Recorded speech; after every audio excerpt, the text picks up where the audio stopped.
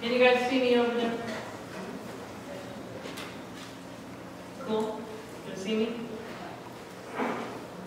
You all right with my back to you? Yes. I hate it. If they start making faces, I want you to get me behind them. I've been reading from the Gospel of Luke, and as much as I love to follow the lectionary, because it's a very, very good discipline, the lectionary tells me, you got to work with this passage. You may not like it, but you got to work with it. I decided that there were a couple of passages in Luke that I really wanted to play with for Sunday service, and so I'm not following the lectionary today. Reading from Luke's chapter 13, beginning with verse 10. Now, I want you to know Jesus is on his way to Jerusalem. Okay, he is in a very roundabout way in Luke's gospel. There's no good chronology here, and everybody, you don't know where he is, but he's on his way. He'll get there eventually. Now, he was teaching in one of the synagogues on the Sabbath, and as was his custom. A lot of you have been listening to me say that, as was his custom. And just then there appeared a woman with a spirit that had crippled her for 18 years. She was bent over and was quite unable to stand up. When Jesus saw her, he called her over and said, "Woman, you are set free from your ailment." When he laid his hands on her, immediately she stood up and she began praising God. But the leader of the synagogue, indignant because Jesus had cured on the Sabbath, kept saying to the crowd, "There are 6 days on which work ought to be done. Come on those days and be cured, and not on the Sabbath day." But the Lord answered him and said, "You hypocrites!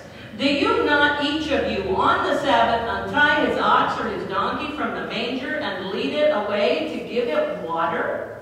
And ought not this woman, a daughter of Abraham, whom Satan bound for 18 long years, be set free from this bondage on the Sabbath day?" When he said this, all his opponents were put to shame, and the entire crowd was rejoicing at all of the wonderful things that he was doing. Thus ends the reading of the word. This is a great story. And it's interesting because the scholars don't give it a lot of word play. But I love this story. I think it's terrific. And there's, Jesus is one who has been teaching in the synagogues. And Luke wants us to keep that in mind, that he is still very, very much in touch. He is practicing his Judaism. And practicing Judaism is making sure that on the Sabbath, you go and you worship in the synagogue. So he's there teaching. And how many of you know how men and women were separated in the synagogue? So what has to happen here is that Jesus has noticed this woman enter the synagogue and probably elbows the guy next to him and says, "Who's that? What's with her?" And that person says, "Oh, well, that's old Huldah. She's been like that for just forever." And Jesus calls Huldah over in front of the whole congregation and says, "Come on over here," interrupting the service, probably breaking up his teaching, stopping everything, and "Come on over here, Huldah." Says, "Today you are liberated from this disease, this crippling disease that has imprisoned you.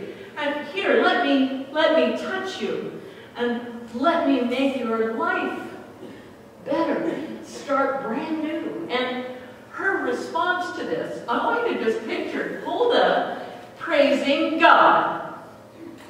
Can you imagine? Come on, can you imagine? Oh, she stands up, and if I were her, I'd be dancing around, because she's praising God, because 18 years she's been locked up like this. Well, and I would imagine that there may be a few other people in the congregation who respond the same way, right? There might be a few other people in the congregation who go, yeah, let's hear it for Jesus. Maybe.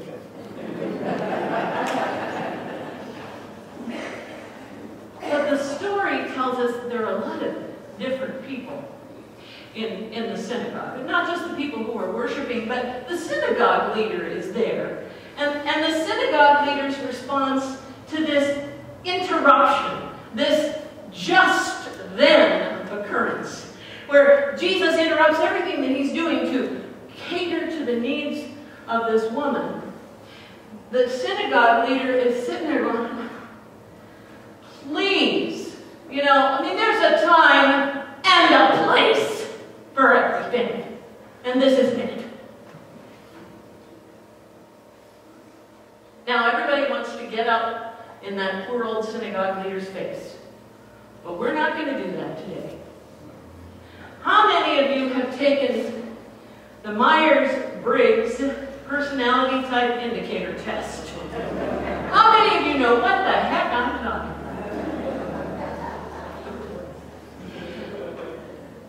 Back in the mid-'80s, this was a very popular test. That's a long time ago, Amanda. It was a test that was very popular to give to all sorts of people. People were invited to take the Myers-Briggs personality type indicator. And there were things about our personality that each one of us had, that the 4 things could be combined into 16 different personality types.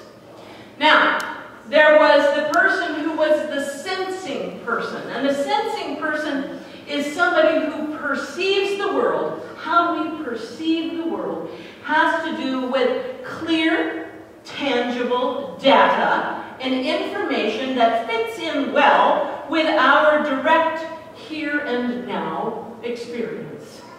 The intuitive person perceives the world in a more abstract way, a conceptual, big picture way, one who can imagine all of the possibilities. Neither one is right or wrong. Neither one is better than the other. They're just 2 different ways of perceiving the world, through clear, tangible evidence, or imagining all of the possibilities. Then there's the thinker. The thinker manages his or her judgment and makes decisions in an objective, logical, analytical manner.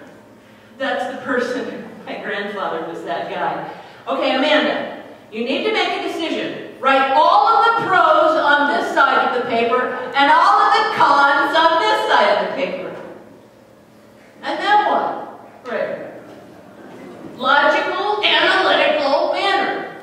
And then there's the feeling person who makes their decisions based on a global, visceral, harmony, value-oriented way, paying particular attention to the impact their decisions and their actions have on other people. The feeler. Sometimes the thinker and the feeler get married.